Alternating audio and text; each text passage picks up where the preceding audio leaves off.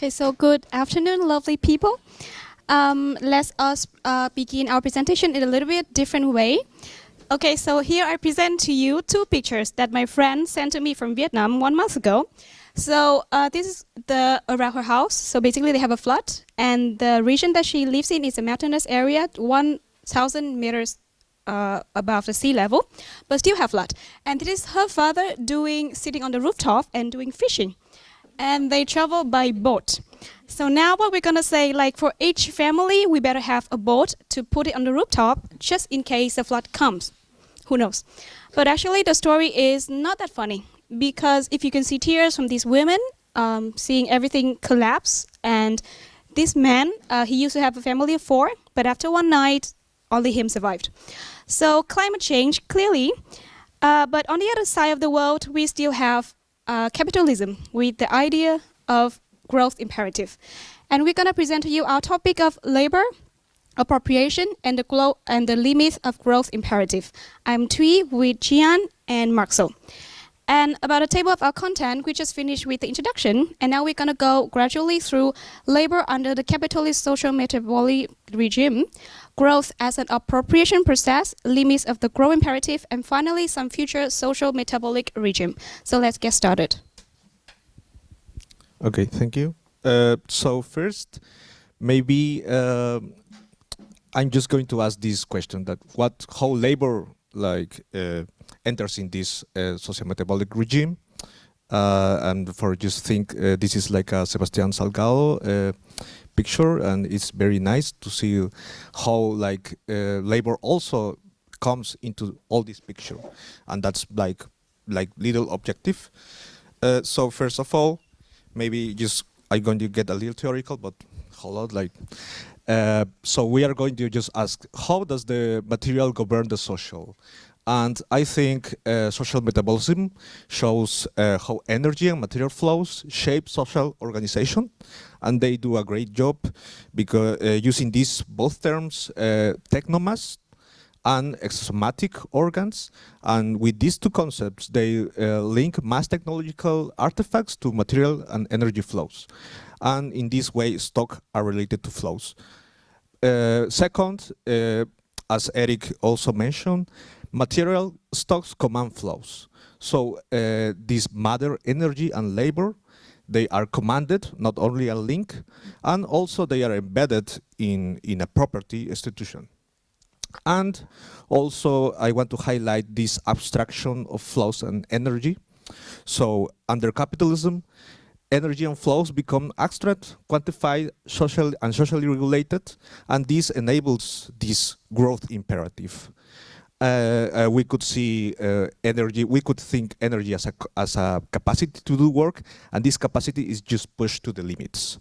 But there is a dialectical relation between nature and society that needs to be reminded. So what do you mean? What do I mean by this is that material flows do not circulate on their own. This is what Eric calls metabolic nexus. They are activated, organized, and governed by historical specific forms of domination. So material stocks can be objects of property, but also are infrastructures of power. And power relations are embedded in these material structures of production, not because some immanent rationality they do have or some obscure property, but because they are part of the social relations of production, as Mao says.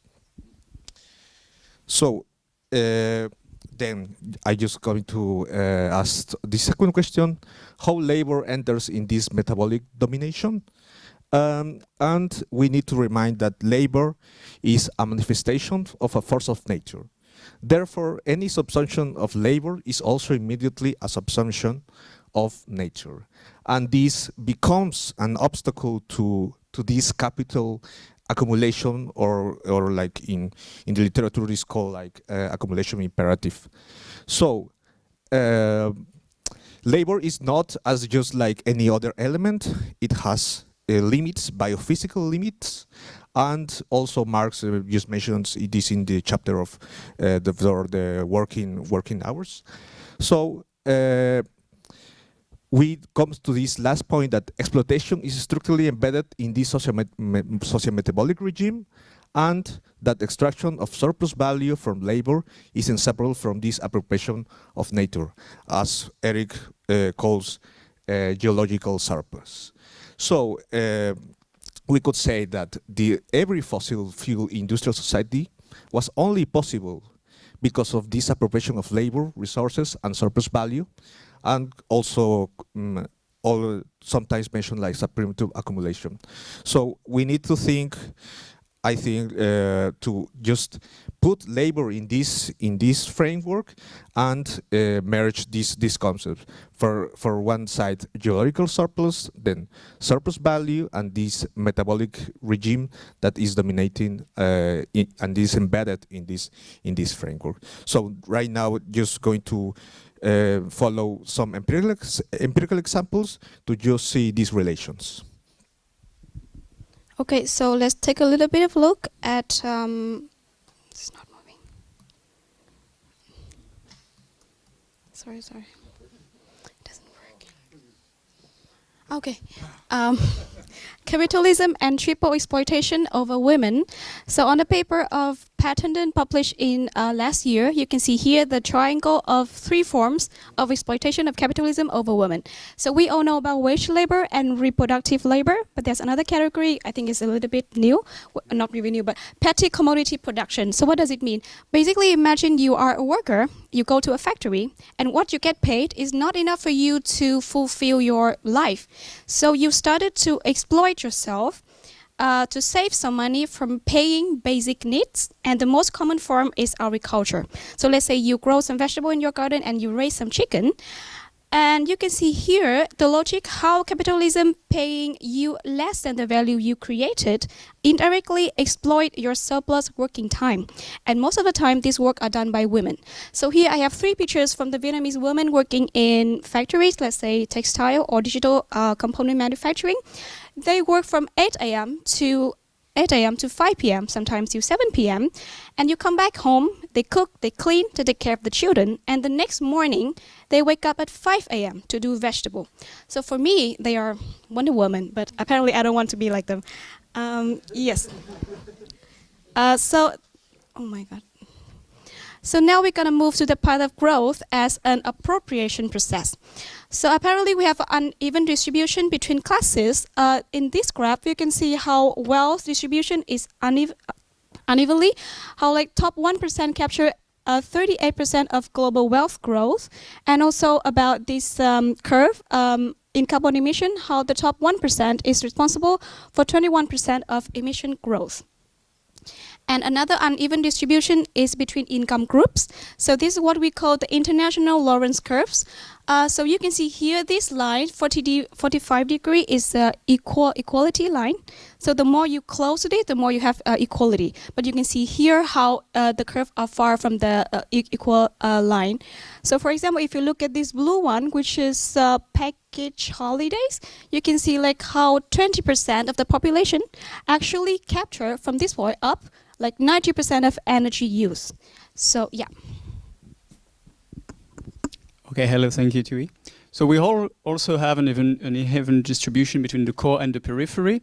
Here, if we look at the energy requirement and material requirement for decent living standards, and how much energy and material growth has happened in different countries, we can see that some countries are problematic because they are already in decent living surplus, but also continue growing. And some others are in shortfall of decent living standards, but falling. There are some countries that are doing well because they are growing or falling while being in shortfall or surplus. But the problem is, which is pointed in this paper, is that this growth or degrowth is not happening fast enough to have both decent living standard for all and sustainability at the planetary level. Maybe I can go there. I want to do a little note on the valorization process because you mentioned it in your paper. I won't go so much into Hamburg one because Jian already did it. But we have this framework from Maria Mais that comes from feminist economics. And basically, okay, I'm going back here. Basically, GDP is this visible part of the economy, which is the valued part of the economy, and it relies on an invisible and unvalued part, which is supported by reproductive activities, but also by nature, by voluntary work, by subsistence economies and this kind of stuff. And in Cleland 2004, he argues that basically this bright value, which is GDP, is supported by the dark value of the bottom of this pyramid. And in Smith's 2012, Smith 2012 said also that, in fact, GDP is not about how much value is added, but how much value is captured throughout the global value chains through different degrees of monopoly and monopsony by firms. So now we're going to talk about the different limits of growthism, of the growth or the growth imperative. Here I take my engineering cap, and I'm going to talk about like important indicators. So we all know that we are on a finite planet, and so infinite growth or material growth can't happen. But there is another aspect, is that also we have a decreasing quality of how much we can extract, because when you want to pick, for example, an apple from a tree, you're taking the easy one, and then you will need a ladder to access the other ones. It's the same for example, for ores. That's why we call low-hanging fruit. You have two different ways to circumvent this, is by finding new deposits, which are becoming scarce, like the good ones are becoming scarce, or digging much further, and so spending more energy, or improving your technology. So it's three. Improving your technology, but for most of the technologies, it's not feasible anymore. So here I introduce the energy return on energy invested, which is how much energy you have to invest to get back. And for example, a big ROI would be like fossil fuels in the years you talk about, like just it's flowing a lot. And a really low ROI will be like hydrogen or biofuels, who need more energy to, and you invest more energy than you get back. So it's really inefficient, and it has really no sense physically.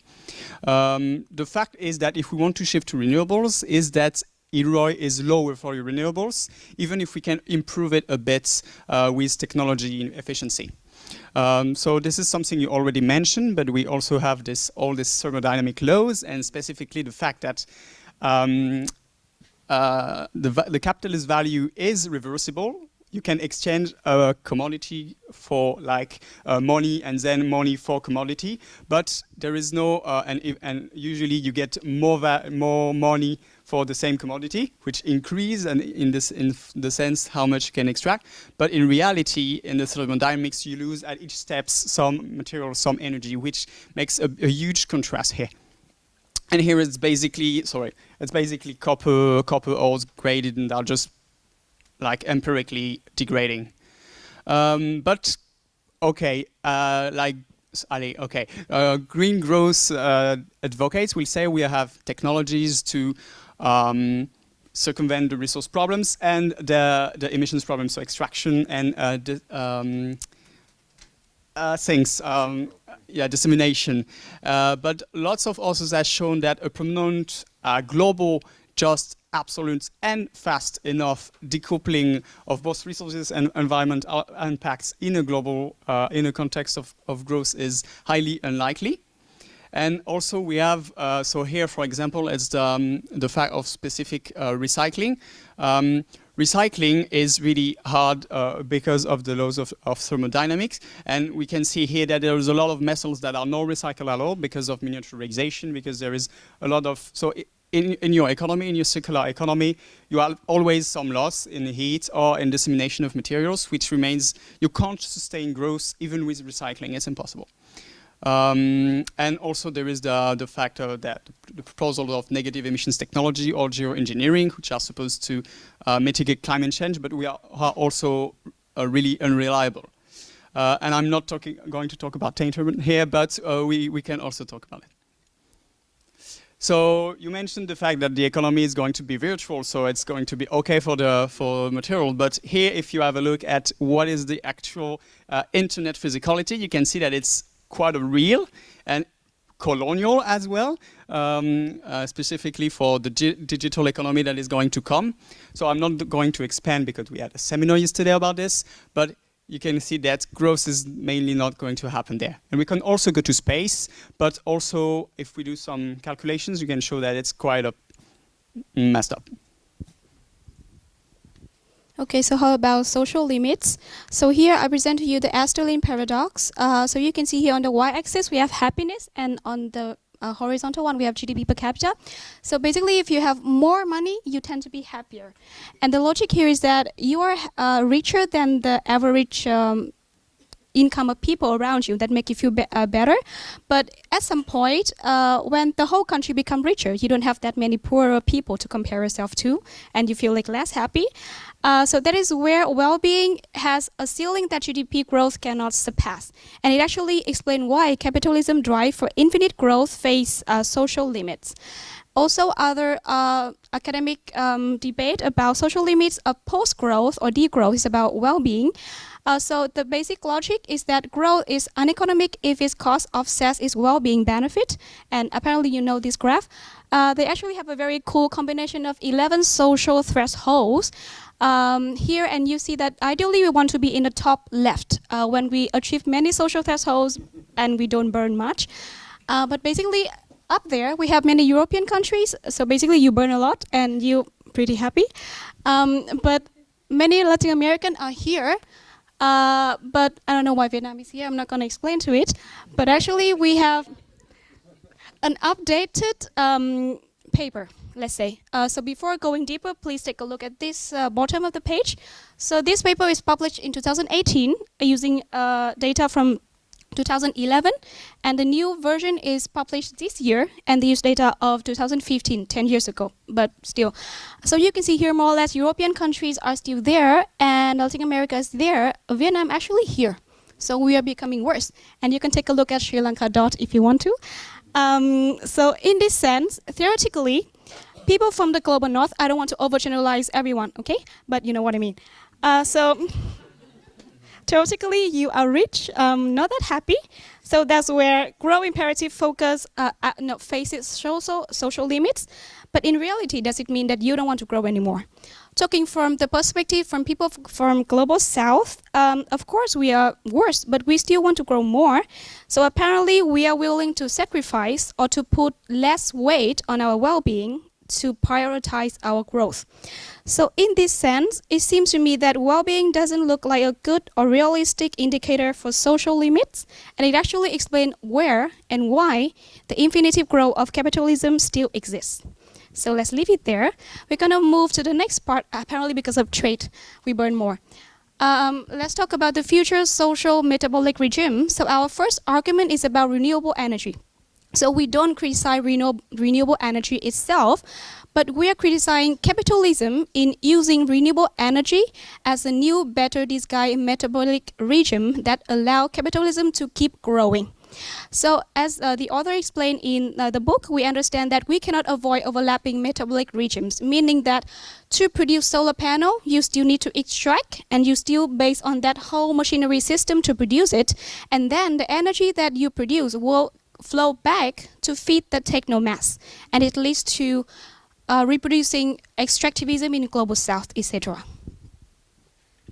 So here I'm back with my hero. Oh no, I'm back with my hero now, and as we can see, so let's just look at the 100% renewable compared to business as usual, and we can see that when we are full renewable, the EROI massively decreases because of the stuff I've talked about, and it's kind of put in kind of critique how much growth will be able to happen if we need to to provide the same more energy to maintain the same energy structure on the old system, which is unlikely to happen.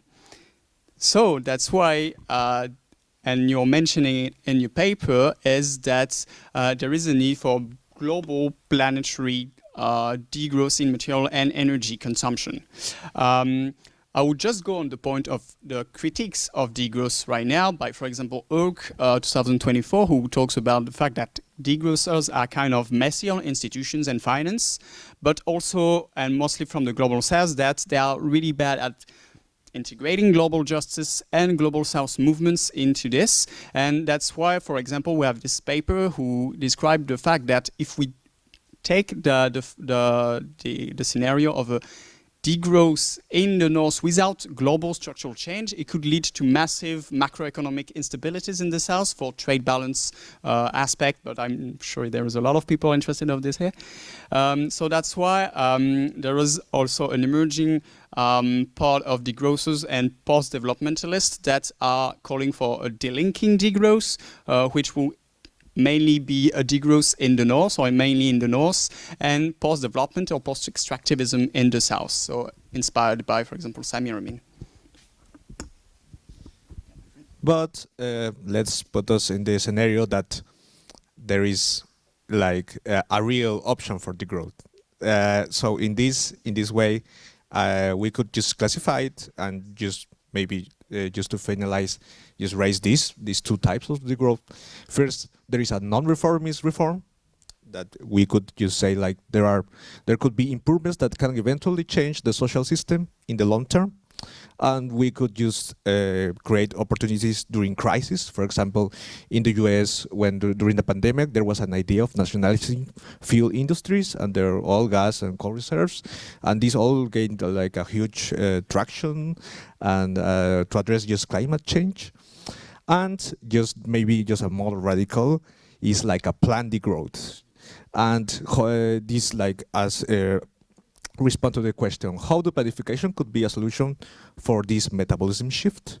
And I just present these two ideas, like maybe just Mandel mentioned this ex-ante allocation, that decisions and allocation for resources and labor may be made ex-ante rather than ex-post, and serves this purpose that Marx mentions, this hierarchy of needs.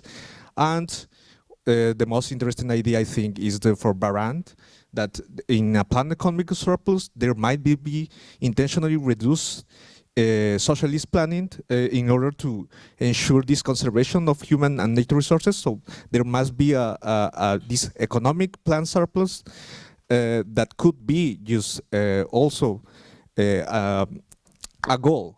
And he defines this as this society optimum output attainable under conditions of a planned optimal utilization and some choosing optimal volume of consumption.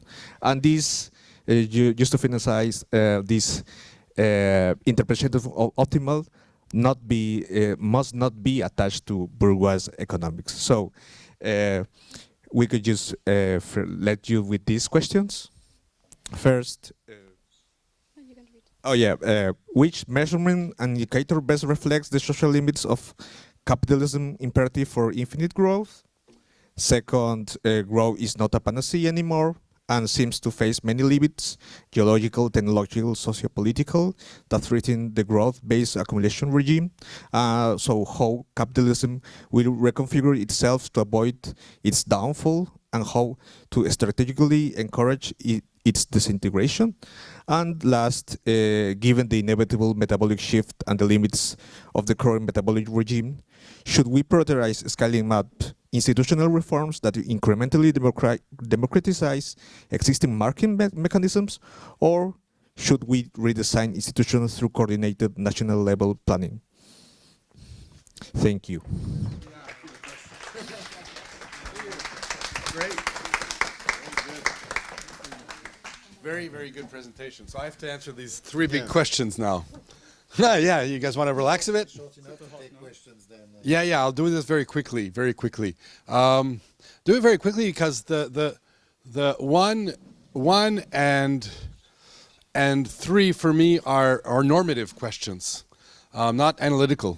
So it's really hard to answer normative questions. You know, it's based. I mean, ethically and politically, I'm a degrowth socialist. I would put it that way.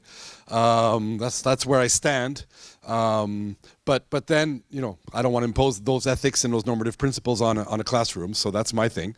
But I agree with you that the social limits framework designed by it's normatively doesn't. I mean, no, people still might want to have growth, and that argument, the Easterlin argument, doesn't work normatively.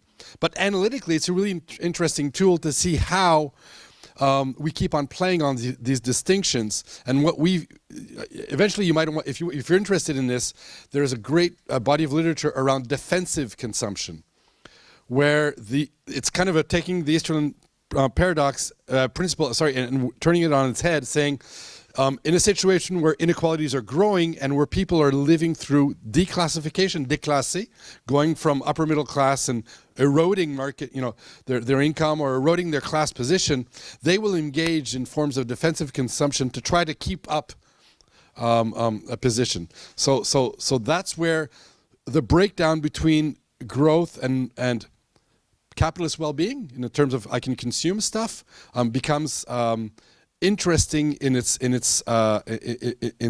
perverse or its kind of weird way. It's like it's not the Fordist promise of more. It's holding on to something as a status symbol, knowing that you're getting less and less. But capitalism can adapt to that type of economy, which brings me to the second question, which is, I'm always interested in trying to understand. There was a whole debate. It's coming back again, but about 10 years ago, there was a big debate around secular stagnation. And one of the people is now a pariah. We can't talk about him anymore because he's in the Epstein papers all over, Larry Summers. But in this debate, there was basically the supply side argument and the demand side argument, and both arguments are interesting. But what's more interesting about is how one could envision a capitalist economy adapting to very, very low growth rates, and a capitalist class being able to maintain its dominance in this situation, and what that means for the future of our economies. So I think that question there, I'd whip it around saying, let's not wait for capitalism to break down by itself, because it won't. And if we want to change it, then we have to change it on the principle that it doesn't work. But let's not hope that it stops by itself, that encounters absolute limits, either social or ecological. It can adapt to very low growth rates. Oops, I lost the last question. I don't know that, but I can read it on my phone. You sent. Reshare the screen? Oh, just take the PDF. Okay, sorry. Yeah. And read here without my. Oh God. Which? Can you just remind me the question orally? I don't have to read it. Yeah. Yeah. What was the question? Sorry. Oh, renewables, metabolic shift. Yeah, right. Okay. I didn't like the word inévitable. Just get rid of this. There, okay. I didn't like the word inevitable metabolic shift. It might not be, it's not inevitable. We're economists, we're not prophets. We might get stuck in the fossil regime and just might keep on going that way, and that's the end of our world. It might not be the end of the world, but it's the end of our world. So let's not think it's inevitable. We want it to happen.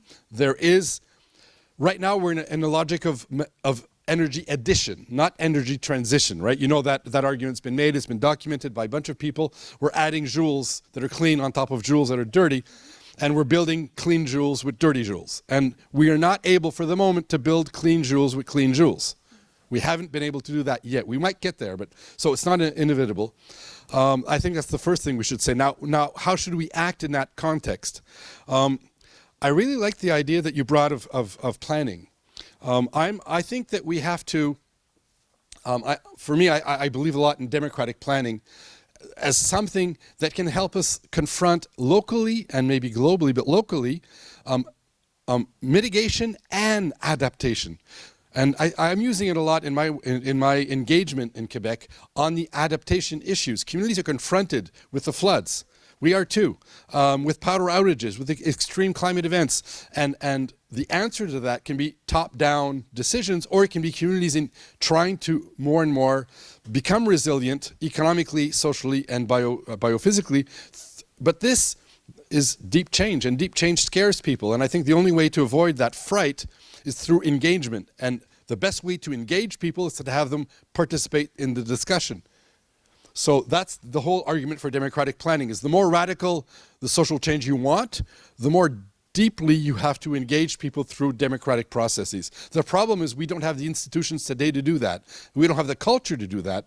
We don't have maybe more in France, because you're very democratic, but in North America we're less democratic, and in Quebec is a little bit like France. In the US, forget it. I mean, they love authoritarianism. So we have that problem that we need to develop a democratic culture, democratic institutions. So I believe it a lot in what you would call institutional reforms that create radical democratic, or deepen radical democratic processes. I think we have to do both. And then, yeah, I mean, I'll stop there, but I'd rather have questions from everybody. Great. Up. I think we can up. Questions? You want to collect more than one? Yeah. Yeah, let's say 3 or 4. Are you ready?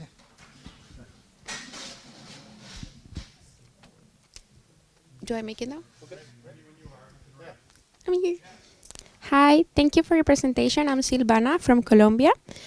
You describe how capitalism metabolism increasingly relies on massive and growing technomass, so infrastructure and machines, and how this requires continuous material and energy flows.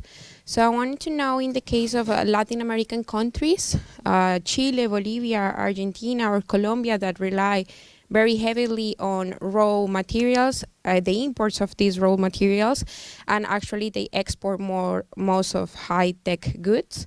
So how does this asymmetric position of these countries shape their metabolism dependency and their possibilities to actually transition out of the extractivism? Thank you.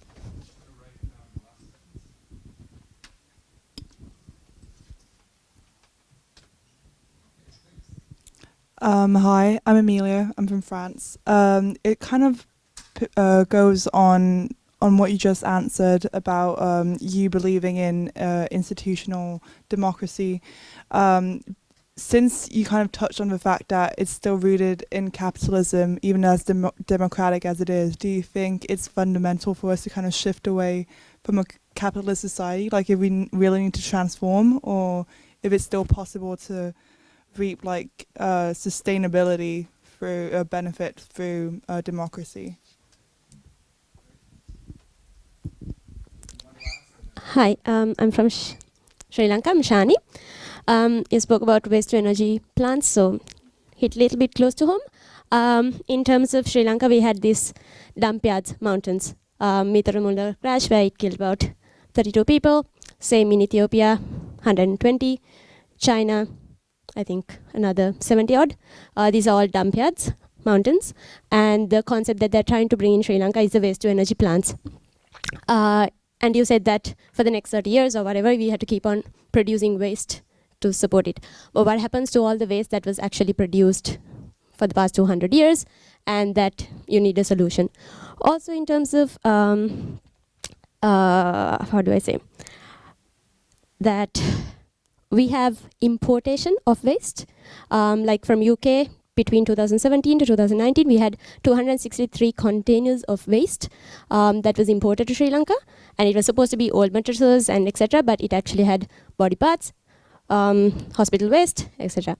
So in that sense, if we idealize this whole concept of degrowing in the north, is it actually a reality? Because it might be just us importing waste and not knowing what to do with it. So it's a little bit unsettling, this whole concept. So just want your comments. Okay. Okay, 3, and then I saw questions here, questions there. Yeah. Okay, I'm going to go from the last and up to the first. So the last touches on one thing that I didn't present in today, which is a major building block in metabolic flow analysis. Sorry, it's called unequal ecological exchange, and this is a concept, but not only a concept. It's also something we've been able to develop quantitatively, in the sense that now we have the tools to actually follow these flows and to debunk a lot of these these decoupling arguments that countries have decoupled materially or energetically by retracing the flows. So actually, if you go into the International Resource Panel database on the, I can send the link if you don't have it, you can actually get a measure what we call material footprint. So we can look at extraction, what is extracted from a country, and then we can look at domestic material consumption. So we take part of the extraction, and the one that is used domestically, we keep it in. The one that is exported, it's another flow. And we add in, to calculate our domestic material consumption, we add in the imports. That's one, but that's too simplistic, because actually you're not looking at the material that is being transformed in let's say, Chile, or in Ecuador, in Colombia, to create what is going to be exported. So for that, we have an extended account, which we called the raw material footprint, which gives us the matter that we're transforming and to be able to create that flow. And when you do, and in my book I do these measures, and you actually see how North America is at, like, I remember how many tons per capita, but it's huge, the difference between the rest of the world. And also, from an economic point of view, this is a fun little fact, if you look at these curves, you'll see that the raw material footprint of North Americans is not only larger, but it also varies much more than the others. And it's not because we have better metrics, not at all. It's because our footprint is directly tied to economic cycles and to consumers. Whereas in China, it grows, but it doesn't have these variations. Why? Because China is building up its basic infrastructure, buildings, roads, railways, power plants, etc. So it's a lot less sensitive to the economic cycle. Okay, so that's the short answer, is through unequal ecological. We can grab that and find it. But what you're actually talking about is embedded waste flows, which are central to capitalist metabolism. And you know, at a scale very different from you, we have a very big environmental conflict in Quebec, just north of Montreal, because there is a planned expansion of a toxic fuel dump in a wetland, in a very ecologically sensitive wetland. And the reason why it's being expanded, so the government's saying, oh, it's because, you know, we don't want our municipalities to be able to be stuck with their toxic wastes. It would be, you know, a tragedy if all these municipalities in Quebec, so we have to, you know, we have to enlarge it. Bullshit. 90% of what's going in there is imported from the US. So actually, we are a sink for toxic waste from New England, from New York, basically. We love the mayor of New York, the new socialist mayor, but they're still sending us their toxic wastes. So wastes flow not only in society, but they flow between societies, and they flow according to power relations that are organized hierarchically and are organized around relations of imperial domination. That is a given in capitalist, in social metabolism. That's a given. We study these processes and we have tools. You do raise an important question around waste accumulation. The fear I have is if you build up infrastructure to transform waste through waste to energy, will you actually tap into the piles that are accumulated, or will it be more economically interesting to absorb waste from the north? How's that going to play? And I'd be really careful before I'd set up a plant around that question. It's the same problem we have in Canada it's more, the incentive to accept waste from high-paying countries might be much more decisive than the incentive to pick in the pile that's accumulated there and burn it. Because if you pick in the pile and burn it, you're only making money from one relation, which is selling energy. If you're accepting waste from the US or Canada, then you're making money twice. You're making money from accepting, importing it, and from burning it. So the danger of these infrastructures is always that they consolidate relations of economic domination instead of emancipate them. So you'd have to actually really have a real ban on waste. But as you said, even if you put a ban on certain waste forms, then you end up with this gray economy of, you know, the classic is you ship used cars to a country, right? But actually you fill up the used cars with trash. The used car is actually going there. It's the car is going to be sold on the market, but the car is full of garbage bags of toxic waste from hospitals or whatever, and that kind of happens with the used car. That's a classic way that these systems work. So I agree totally.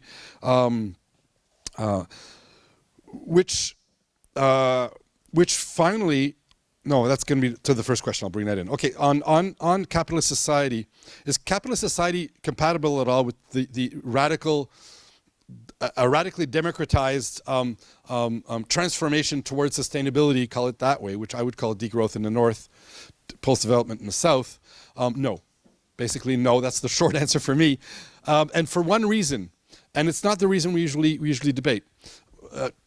Classically, the critique of capitalism is built around exploitation, right? It's exploitation at the point of production. That's Marx 101. Feminists extended this argument to reproduction. So point zero. So we have point of production, we have point zero. I'm taking, from Federici. With the ecological expansion that I propose, there's a new problem that comes up, which is investment. Investment is the capacity, from a socioeconomic point of view, investment is the capacity to determine the society's future. You're putting into private hands the power to decide what we will consume in 20 years, how will we work, what will we transform, what our ecosystems will look like. And you're putting this power, which is huge, into the hands of some 22-year-old Harvard graduate that only knows one language and think that that the world stops at the Atlantic Ocean. Sorry, but I meet them sometimes, right? Sorry if you're from the U.S. From Canada, we have the same thing. We have the same thing in Canada. So, but basically, it's what So, the challenge that ecological questions bring into society is the challenge of who controls investment, why it's done, and that really scares capitalists a lot more than contesting at the point of labor. You're challenging their identity because you're saying investment should be socialized and democratized. Society should decide how investment is structured in some form that's efficient, that, nobody pretends, nobody could defend, apart from some neoclassical economists, nobody could pretend that investment is a decision taken by one person smoking a cigar with a top hat. That's the 19th century. Today, investment is planned by hundreds of people, but it is still done to support, sustain, and reproduce large corporations that are in it for the money and for their own growth prospects. So what we want from our economy, if we want to become sustainable, is we want to be able to plan in the long-term things. And we want that planning to be democratic. So we're directly challenging the identity of the capitalist as a social actor, saying you should just disappear and you should be replaced by something that's democratic. How that will be, I don't want some state thing. I don't want, a dictator deciding. I want it to come up from, and we have examples. We have the social economy, which is full of examples of democratic planning that works at the point, at the decision of investment. So that's really important. Investment, just the one message, is key. That's what our critique aims. Not production, not reproduction, investment. Which implies a huge critique of finance and the way it works today, and of a socialized finance as an alternative.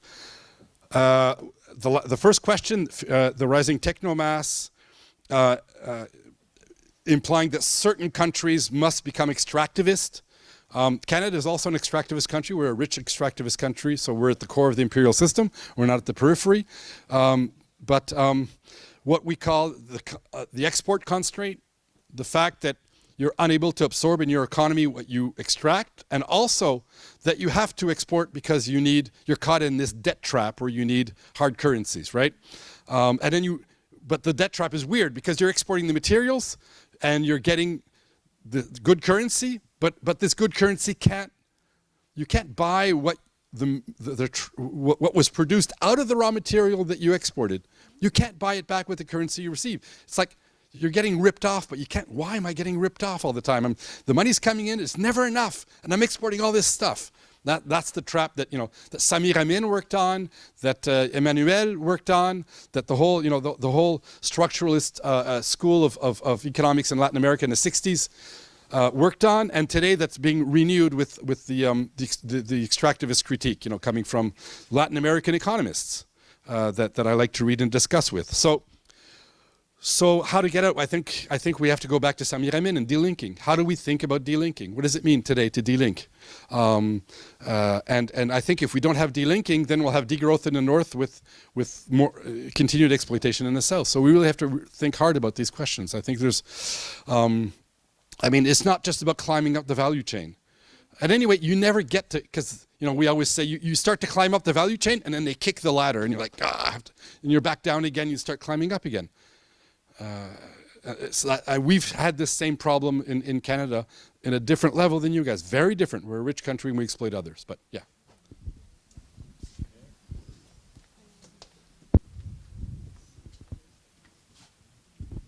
Hi, I'm Jonas from Switzerland, and I got like 2 questions on the definitions on your like stocks and flows, because I would fundamentally disagree with you. I think stocks don't flow; they're stocks. And I haven't really didn't really get why you're defining it that way. But I think both, if you look at it from physics or from economics, specifically like for stock flow consistent modeling and so on, I think it's very important to distinguish those two things.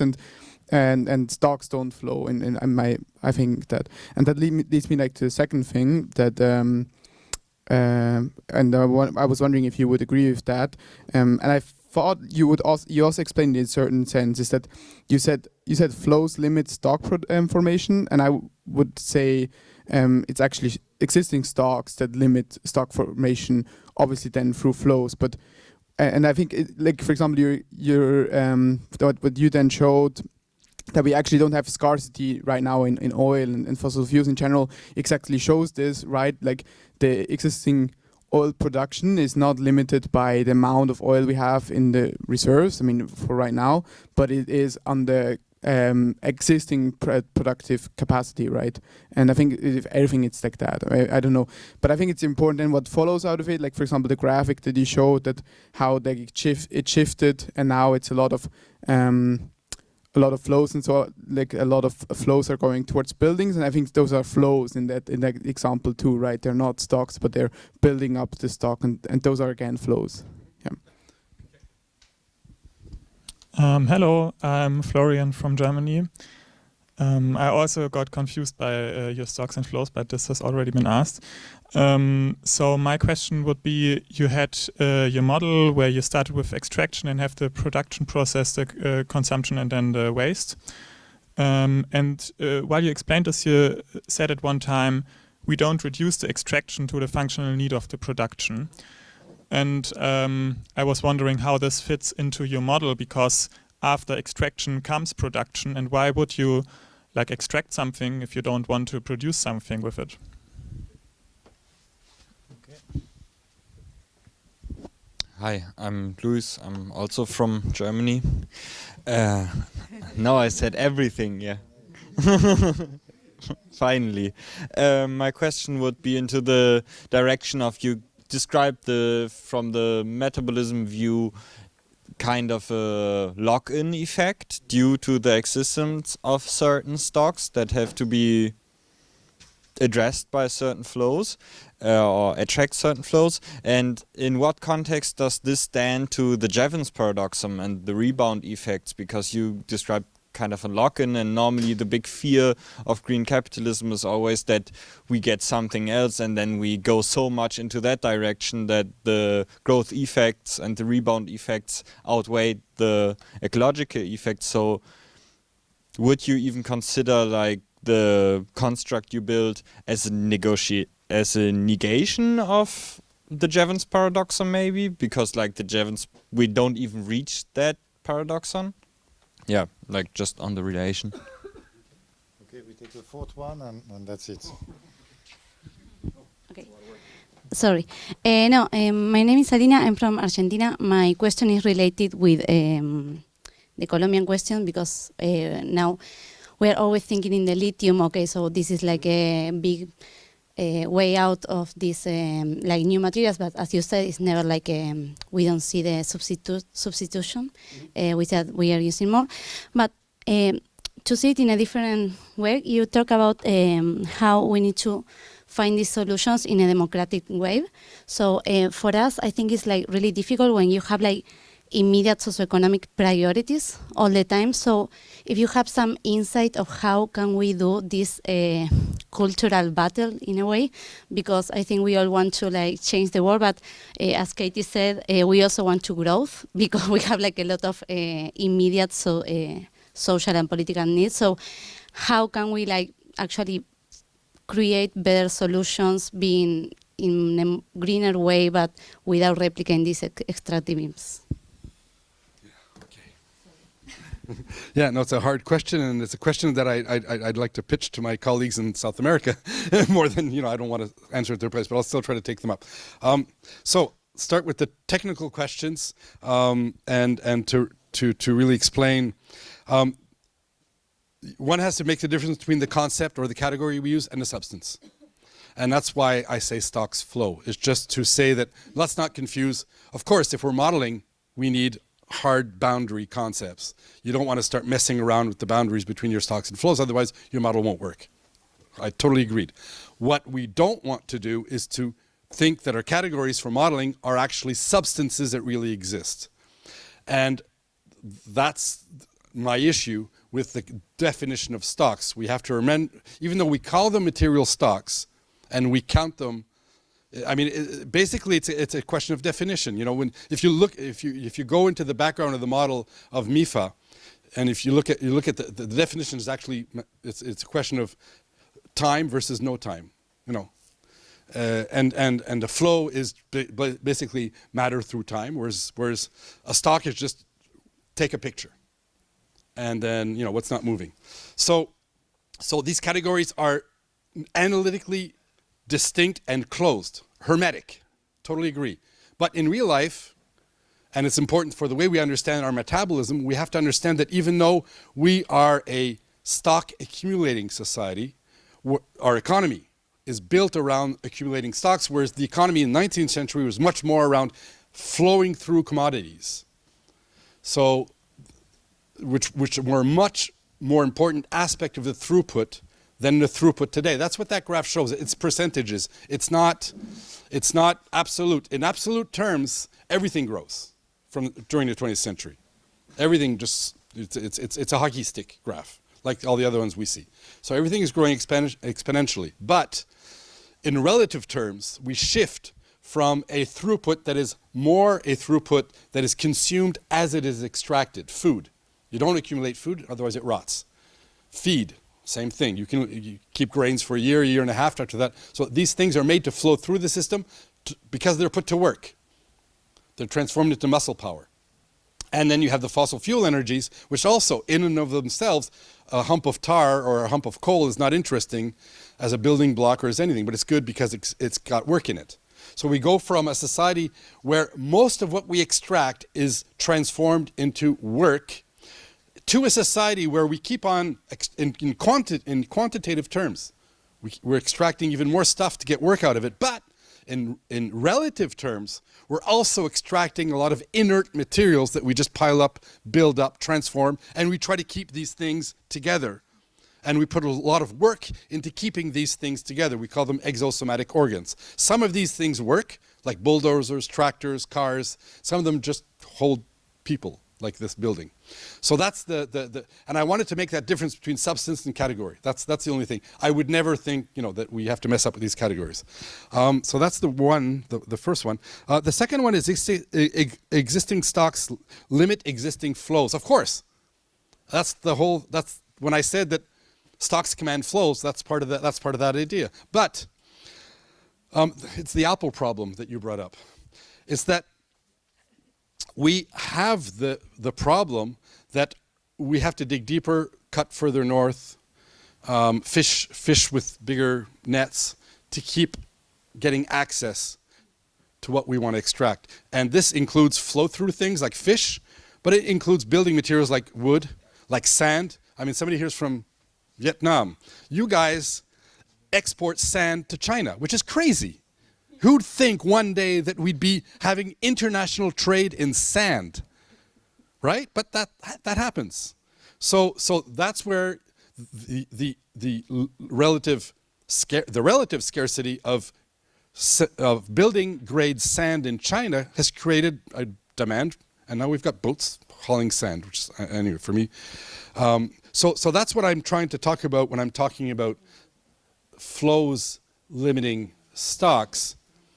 And, you know, so you could argue, of course, but to have a flow, if you look at Eric, you've got a triangle of the nexus. You don't have flows without stocks. So it's actually the stocks limiting the flows. And I would say, yeah, in labor also. You have a strike and then no more flows. And the stocks don't work either. So you're right, remembering me that my own model implies the three are always together. So I agree. But I would say that there is still this idea from industrial, because the stock flow part of my talk is actually really old industrial ecology. I mean, it's kind of, you know, it's not very new, and it's not very, it's kind of known knowledge. So it's not something that is radically new. But yeah, there is this idea then in industrial ecology that in the absolute, access to, if we deplete a flow gets depleted, then you can't build stocks out of it. It's just basically that idea. So I hope I answered right the questions. No, you're not convinced? Okay, well, you know what pardon me? Yeah. I want to get to the second question by Florian. I'm just trying to say that traditionally in economics, we've had a functionalist definition of extraction. That we say we have productive needs and then we extract what we need for the production. And I'm saying from empirical research that that's not true, basically. And economic historians have taught us that that's not true. That there is, in terms of accumulation, I'm talking in terms of accumulation, not in terms of production decisions. Nobody would in their right mind produce something, extract something that is not ordered by somebody, of course. That's crazy, then you're just stockpiling stuff. But in terms of investment decisions, thus accumulation strategies, which is something that is a 5 to 20 year cycle. If you look at investment strategies in the extractive sector, then you see a degree of autonomy towards the needs, so supposed needs or planning or desires of the productive sector. So there is autonomous decisions that are taken there. And then through that, what we call the bunker effect, Bunker being Stephen Bunker, the author, of circulation costs going down, bringing the unit cost of the raw material down, then that has effects on the productive economy. It's really a story about a degree of autonomy in the accumulation process. And the error of many economists has been to reduce the extractive activity to the functional needs, as if there was no autonomous accumulation process. If there was no autonomous accumulation process, we wouldn't have a climate change problem. We would have switched to electricity in the whole transport sector. I mean, 2 decades ago, everything was pretty well figured out, and it's much more efficient, energetically wise. That's the thing we always forget about. When we move towards electric transport, we go from. There's 2 things that we have to remember, and I'm not saying that means that the transition to electricity is totally possible and we can do it tomorrow morning. I'm not saying that, but I still want to remind us all 2 principles. One, when you have an internal combustion engine, you're at 30% efficiency. 70% of your energy is heat, and actually you're spending energy. When you go to electric, you're at 90%. Okay, so that means that we have to replace one. In terms of energy units, we're going from 3 to 1. Right away, tomorrow morning, the minute you switch. That's the first thing. The second thing is that, because there's all this thing about, electric cars, you have to mine stuff, lithium, cuivre, copper, nickel, you have mining. Oil is mined. Come visit the tar sands in Canada. You'll see what an open field, an open pit mine for tar looks like. Go, take Google Earth and look at fracking in Pennsylvania. The footprint is huge. So oil and gas and coal are mined. And when we move from oil, gas, and coal to electricity, we shave off about 80% of the mining footprint of the earth. It's huge. The mining footprint of oil, gas, and coal is huge. So we're shaving this off. It doesn't mean it's good. It doesn't mean it's easy. It doesn't mean I'm not saying it's a panacea, electrification. I would never argue that. But I'm just saying we have to seriously take into account this. Two truths about electrification. Otherwise, we open ourselves to easy critique. You know, so we always have to keep this in mind. These two. So that was to answer the question about why am I talking about this? Anyway, I don't know how I got there, but I got there. The lock-in effect versus the rebound. I didn't understand that question, actually. I'm sorry. Why would the lock-in effect... so the lock-in effect is just an effect that firms want to protect their existing fixed capital, and that they will invest in protection through monopolistic practices. And that's the capitalist lock-in effect. And you also have, you know, if you do the Karen Settle's paper back in 2015, you have institutional, behavioral, and technological lock-ins. The Jevons effect for me is another question. It's important. It's really important. I don't see how one would take away the other. I would see them tied together, actually. Because if you have your Jevons paradox, that the more you use something, then the more it gets used because you're learning, because that efficiency would bring up the amount that you're extracting. That's the Jevons question. But you're going to the end of the Jevons question, which means that we'd run out eventually? Is that the, I don't know, I'm trying to... Like, for example, how Saito uses the Jevons paradox Ah. in the context of ecology. And like, if we have lock-in, we never reach this point that Saito, for example, builds in the ecology question on Jevons. Yeah, I'm going to say it nicely. I think that 19th century economics are interesting, but at one point we have to look at the 20th century and 21st century. And I think that taking Jevons as it was writing about coal and putting it to today is not, it's more complicated than that, this story. And so I think that making the whole argument of degrowth on just one thing, which would be either Jevons or decoupling, you know, the way it's been debated about decoupling is not good. I think you have to have a much more complex argument, economically speaking. So yeah, I'd just say that to answer that question. I think it's too weak of an argument just to take Jevons and say degrowth is the answer and capitalism is a problem. Yeah, I think it's an error of that school, Saito, Bellamy Foster, of really bringing up this whole, just like I don't believe in the concept of metabolic rift for me is very limited in its analytical applications. It only works when you're talking about fields and exporting agricultural produce.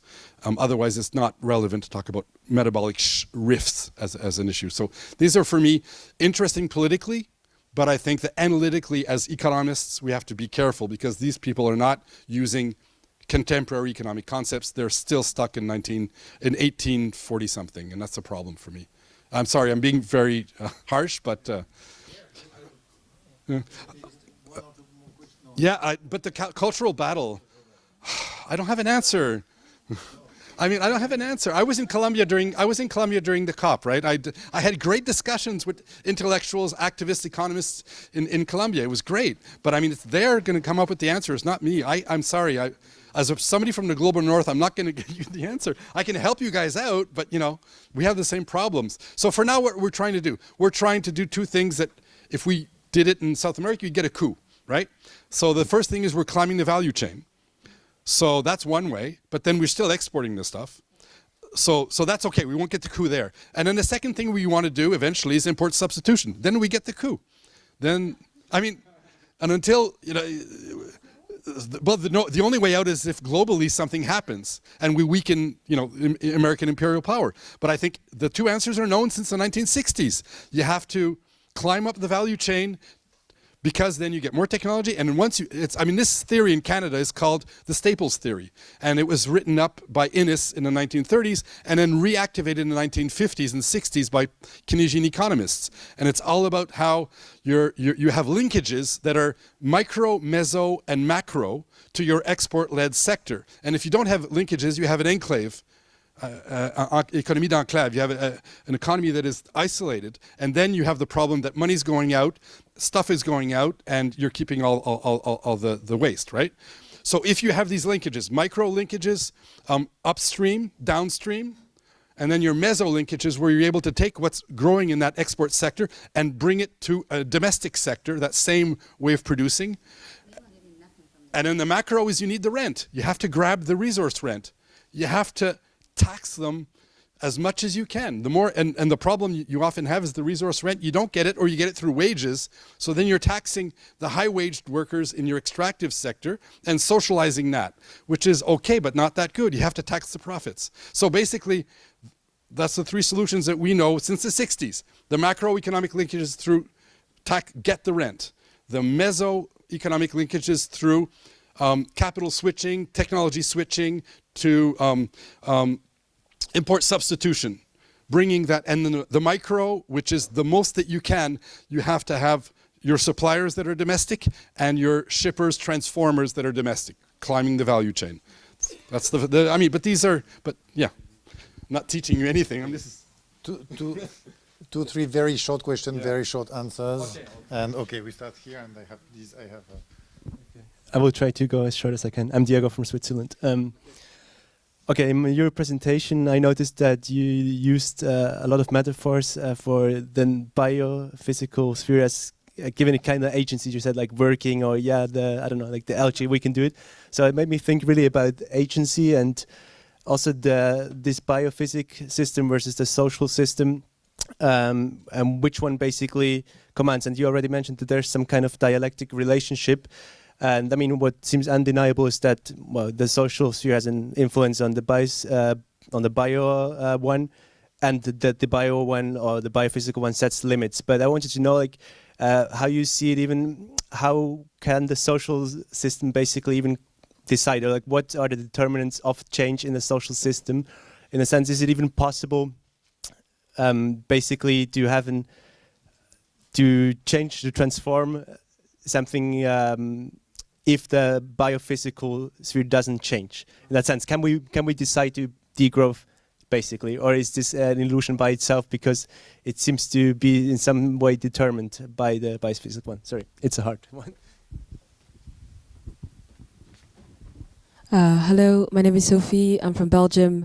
I had a question. I don't know if it's relevant enough, but you've maybe talked about it a bit. But I was wondering how, in your methodology, do you highlight power relations when you're doing the metabolism? And also, I was quite struck by the fact that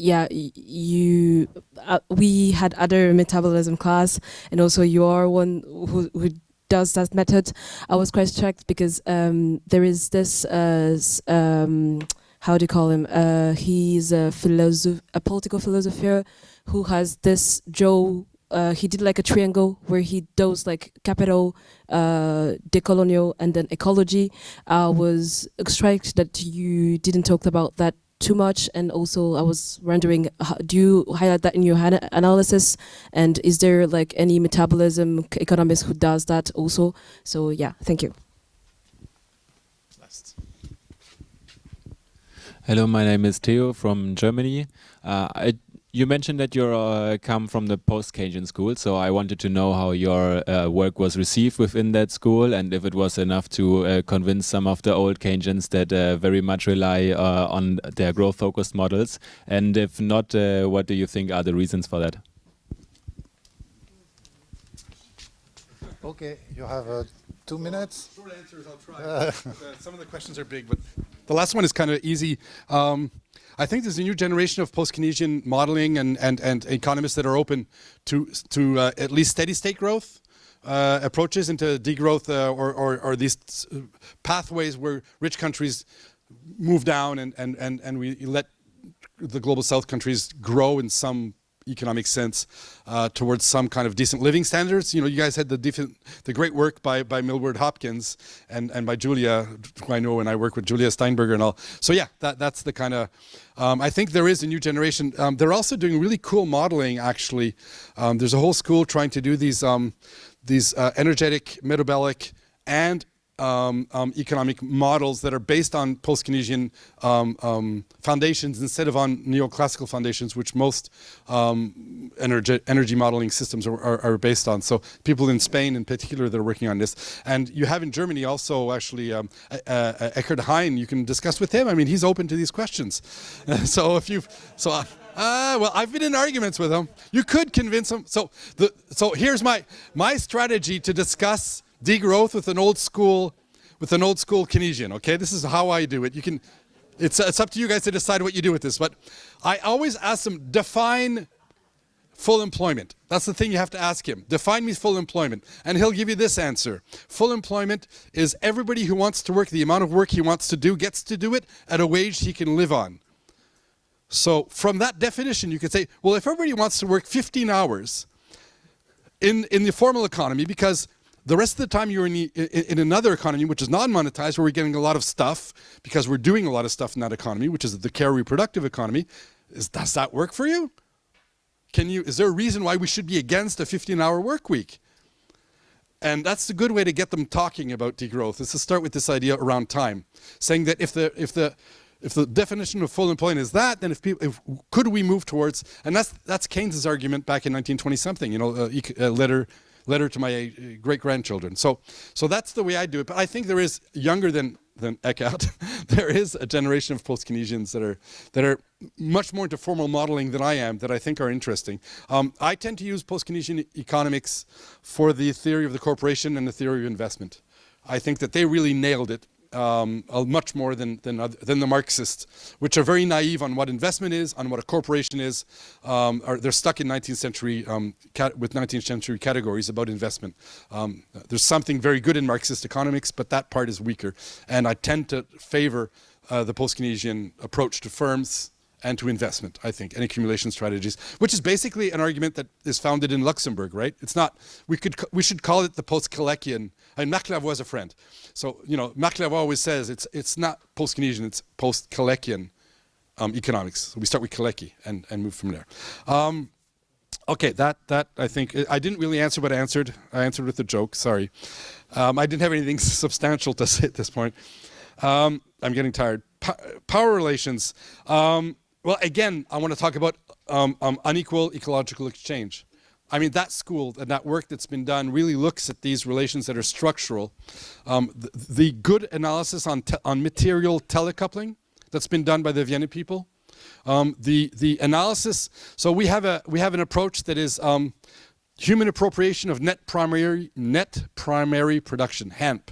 We do net primary production, which is what plants produce, and then we see the fraction that humans consume and the rest that we leave to other living beings.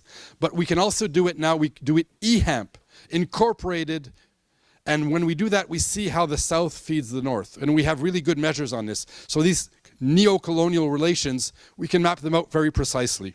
I didn't talk about the decolonial implications of social metabolism. If I would have been in Quebec and Canada, because we are a colonial state, I mean, in a very true sense, we have indigenous people. I start with that all the time.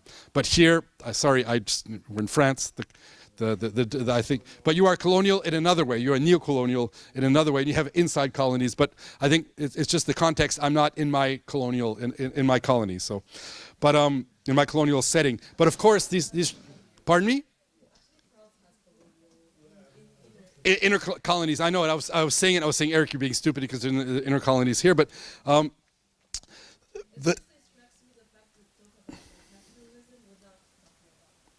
Yeah.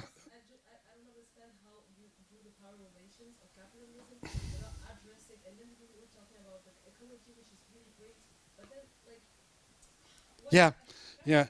Okay, well, yeah, and that's why. Yeah, I know him. I actually brought him over to Montreal 2 years ago to have him talk so in our group. So actually, paradoxically from what you're saying, Malcolm Ferdinand, when he came to Canada, came to the people that wanted to hear him were the social ecologists. The others had no idea what his work was about, actually. So, yeah. So that's why I ended with plantation. So there's a whole debate about where capitalism, when did it arise, in what, and what we tend to say is, and I didn't have time to develop this, and you're looking at me saying, stop, Eric, stop. But usually when I present about capitalism, I say capitalism emerges in an agrarian metabolic regime around colonial relations and specifically the sugar plantation.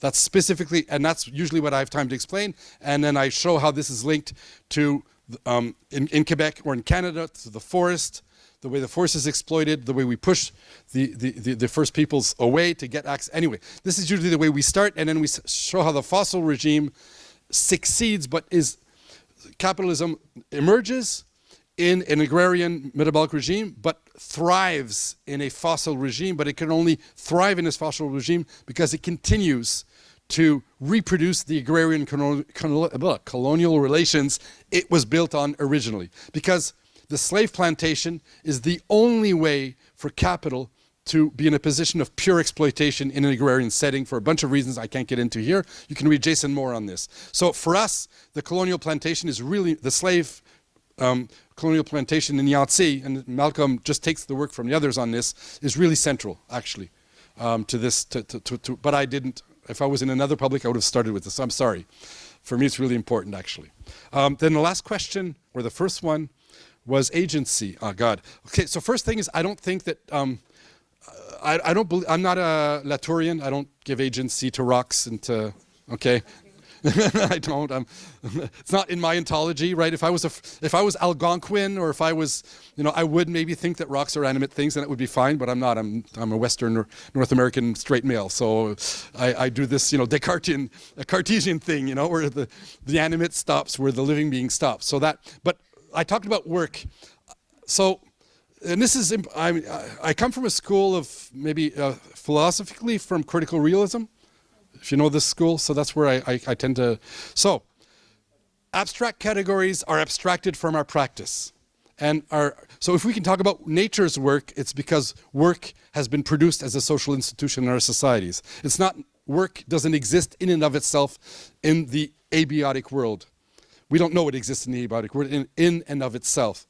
But since we, in our social experience, have encountered work socially, then we can recognize in natural processes something akin to what we call work, thus work in physics, right? And work is just the inverse of entropy. So it's just the flip the coin, work on one side, entropy on the other. I didn't use the category of labor for anything natural.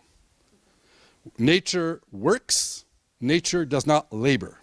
Labor for me can be extended to animals. In the 19th century, animals do a lot of labor. We saw it in the graphs. But rocks don't work, don't labor, oil doesn't labor. For me, this is a very important distinction between labor and work. So that's the one thing. Then I didn't understand the other side of your question, but I want to just to talk about the dialectic 2 seconds. So for me, metabolism means social processes mediating natural processes. Climate change is basically that. We've accelerated the carbon cycle. It's social processes that have accelerated a biophysical processes. But then this climate change is also transforming social practices. We can't do construction work between 11 o'clock and 2 p.m. right now in a lot of countries because it's too hot. So there you have, so it's a dialectic in that sense. It's not, it's an intermediation, I call it. Now the last part of your question was, can we decide to degrow? That's politics. I don't know. I firmly believe in politics. I think that we can yes, we can collectively probably get somewhere, or we could decide to do something else. And the causality that's built into the system for me can be dismantled. And it's not because you have all this infrastructure, this machinery that you need to have growth or even fossil metabolism. I think it could be dismantled. I don't believe in this determinism. Yeah. So I'm kind of, I would say, and I'll stop with that and I'll hand over the mic. I'm kind of an optimist in terms of human agency and capacity to imagine things. I'm with Graeber and Wengrow and their idea that during the Paleolithic, we spent 20,000 years experimenting in really funky things politically, and we can probably do it again. There you go. Thank you.